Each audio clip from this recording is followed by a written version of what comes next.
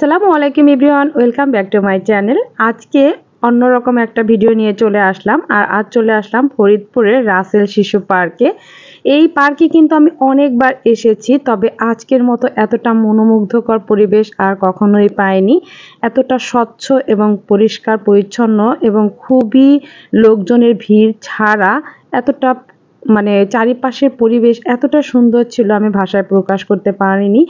আর তারপরে হচ্ছে সবথেকে আকর্ষণীয় হয়েছে সেটি অবশ্যই আপনাদের সাথে শেয়ার করব। দেখুন, আজকে চলে এসেছি আমার শাশুড়ি, দেবর, যা, আমার হাজবেন্ড, আমার দেবরের 2 বাচ্চা, আমার মেয়ে, আমি, পরিবারের সবাই মিলে চলে আসলাম রাসেল শিশু পার্কে। এটি আমাদের ফরিদপুরের খুবই একটি জনপ্রিয় জায়গা। এখানে বাচ্চারা খুবই আনন্দ করে। আর সেই শিশু পার্কে হয়েছে সুইমিং পুল। এই প্রচণ্ড গরমে এতটা পরিবেশে এত গরম সবাই সহ্য করতে পারছে না, তাই বাচ্চাদের নিয়ে বিনোদনের জন্য চলে গেলাম। আর একটু গোসলও করতে পারবে এই ঠান্ডা ঠান্ডা পানিতে, তাই চলে আসলাম। দেখুন কত সুন্দর একটি পরিবেশ। আর এইখানে এই সুইমিং পুলে বাচ্চারা যে গোসল করে এতটা মজাদার আর তৃপ্তি পেয়েছে, আপনাদের কি বলবো, আমি ভাষায় প্রকাশ করতে পারছি না। দেখুন উপরে যে একটি বালতি দেওয়া আছে, এখান থেকে কি সুন্দরভাবে পানি পড়ছে এবং সমস্ত কিছু থেকেই ঝর্ণা পড়ছে, স্লিপার আছে। এই যে আমি আবারও একটু ক্যামেরা ধরেছিলাম আপনাদের সাথে শেয়ার করার জন্য। দেখুন এই যে বালতিতে পানি ভরলেই কিন্তু এইভাবে পড়ছে, আর নিচে সবাই দাঁড়িয়ে ছিল, খুবই মজা করেছে, খুবই এনজয় করেছে। সব কিছু থেকেই ঝর্ণার ফোয়ারা পড়ছিল, এতটা তৃপ্তি সহকারে এরা গোসল করেছে। আমার মেয়ে তো উঠেই আসবে না, সে এখানেই থেকে যাবে, এখানেই থেকে যাবে। আমি যতই বলছি যে উঠে যাও উঠে যাও, হয়েছে অনেক গোসল করেছো, তারপরেও সে আসবেই না, আবারও যেতে বায়না ধরেছে। আমি বলেছি আবার কিছুদিন পরে নিয়ে যাব। আমার হাজবেন্ড, আমার দেবর, আর হচ্ছে আমার আর আমার দেবরের বাচ্চা, দুজনেই, 4 জনে নেমেছিল। 2 জন বাচ্চা খুবই মজা করেছে। আর যেহেতু ওরা বাচ্চা, ওদেরকে ট্যাকেল করার জন্য ওরা নেমেছিল। ওনারা কিন্তু অনেক বড়, পানিটা কম ছিল, এই জন্য তাদের হাঁটু পর্যন্ত পানি ছিল। কোমর পর্যন্ত পানি থাকলে তাদের আরও বেশি মজা লাগতো। তারা সেটাই আমাদের সাথে শেয়ার করেছে, কিন্তু বাচ্চারা অনেক মজা করেছে। এই যে আমার হাজবেন্ড দাঁড়িয়ে আছে, কোন সাইড দিয়ে পানি পড়ছে বুঝতেই পারছে না। আমি একটু ক্লিপ নিয়েছি, ওদের অজান্তেই আমি ভিডিও করছিলাম। আমার বাচ্চা মাঝে মধ্যে ফলো করছিল, আমি বলেছিলাম যে ছবি তুলবো, কিন্তু আমি একটু ভিডিও করলাম যে আপনাদের সাথে শেয়ার করব।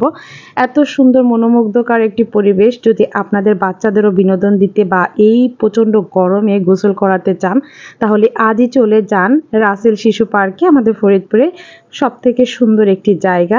ফরিদপুরে শিশু পার্কের মতো বিনোদনের পূর্ণ এরকম কোনো জায়গা নেই। এইখানেই কিন্তু এতটা মজাদার এবং তৃপ্তি সহকারে সবাই গোসল করতে পারবে, বিভিন্ন রাইডারে উঠতে পারবে, খুবই আনন্দময়। আমার দেবর তাকাচ্ছে আমার দিকে, ও খুবই মজা করেছে। বাচ্চারা খুশি হলেই তো মা বাবাদের খুশি। আমরা ওদের মজা এবং ওদের আনন্দ দিতে পেরেই আমরা সব থেকে বেশি খুশি, এতটা খুশি হয়েছি। যাক, মাশাল্লাহ, প্রচণ্ড গরমে একটু গোসল করেছে বা আনন্দময় সহকারে সময় কাটিয়েছে, এটাই অনেক। গোসল শেষে আমরা এই যে কাপড় চোপড় চেঞ্জ করে দিয়েছি, এখন একটু চারি সাইড দিয়ে একটু ঘোরাঘুরি করছি। যে শিশু পার্কে বিভিন্ন রাইডারে আছে, ওরা আবার বায়না ধুলো রাইডার উঠবে, তাই আমরা বললাম যে ঠিক আছে, কিছু রাইডারে উঠে নাও। গোসলের পাশাপাশি এটাও একটা বিনোদন। এই যে পিচ্চিটাকেও একটু ঘোড়ায় চড়ালাম। ওই যে সবাই এই রাইডারে উঠেছে, আমি শুধু উঠিনি, আমার প্রচণ্ড মাথা ঘুরে, এগুলোতে উঠলে ভয়ও লাগে।